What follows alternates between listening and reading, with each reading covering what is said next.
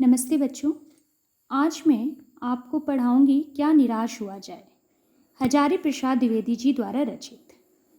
बच्चों, ये चैप्टर आपके स्कूल के फर्स्ट टर्म एग्ज़ाम में है। पहले दासी रखा गया था, पर आईएससी सिलेबस में दासी चैप्टर को हटा दिया गया है, इसलिए हमने ये चैप्टर आपकी परीक्षा में रखा है। क्या निराश हुआ जाए, प्रश्न चिन्ह। सबसे पहले हम शीर्षक अर्थात टाइटल, जो नाम रखा गया है इस पाठ का, क्या निराश हुआ जाए, प्रश्न चिन्ह। कवि का प्रश्न है, क्या हमें दुखी होना चाहिए, किन बातों पर दुखी होने चाहिए। ये कहानी जब हम पढ़ेंगे तो हमें पता चलेगा। लेकिन कवि का प्रश्न यही है, क्या कवि हमसे पूछ रहे हैं क्या निराश हुआ जाए, क्वेश्चन मार्क। हजारी प्रसाद द्विवेदी जी द्वारा रचित है। सबसे पहले मैं आपको हजारी प्रसाद द्विवेदी जी का परिचय दूंगी। हजारी प्रसाद द्विवेदी जी आधुनिक काल के निबंधकार हैं। इनके निबंधों में जीवन का यथार्थ दिखाई देता है। जीवन का यथार्थ मतलब आज का यथार्थ, जीवन की वास्तविकता।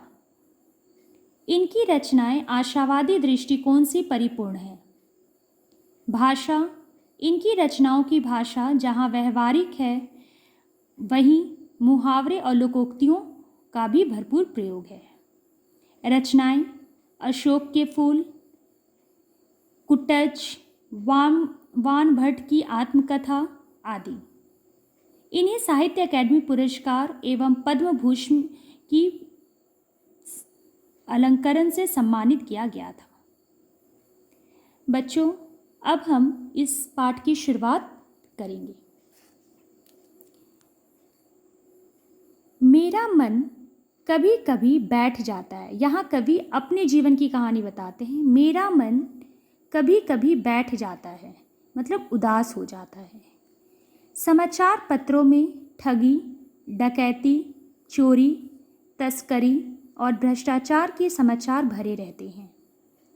आरोप प्रत्यारोप का कुछ ऐसा वातावरण बन गया है कि लगता है देश में कोई ईमानदार आदमी ही नहीं रह गया है। हर व्यक्ति संदेह की दृष्टि से देखा जा रहा है।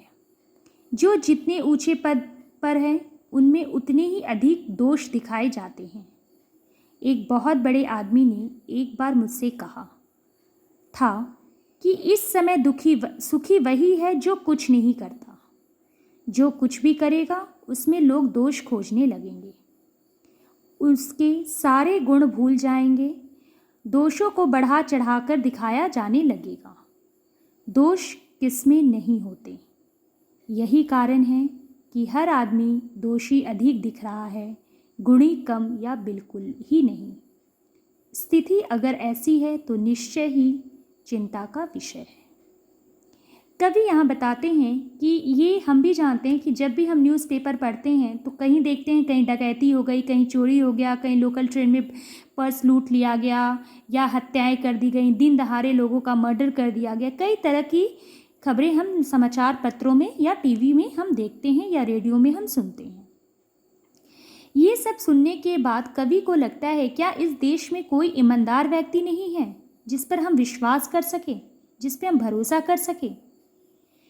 कवि का कहना है कि आज के समय में जो जितने ऊंचे पद पर है अर्थात जितने ऊंचे पोस्ट पर है वह उतना अधिक शक के दायरे के अंदर है, क्योंकि ऊंचे पद वाले ईमानदार बहुत कम होते हैं, उनमें ईमानदारी की भावना नहीं होती।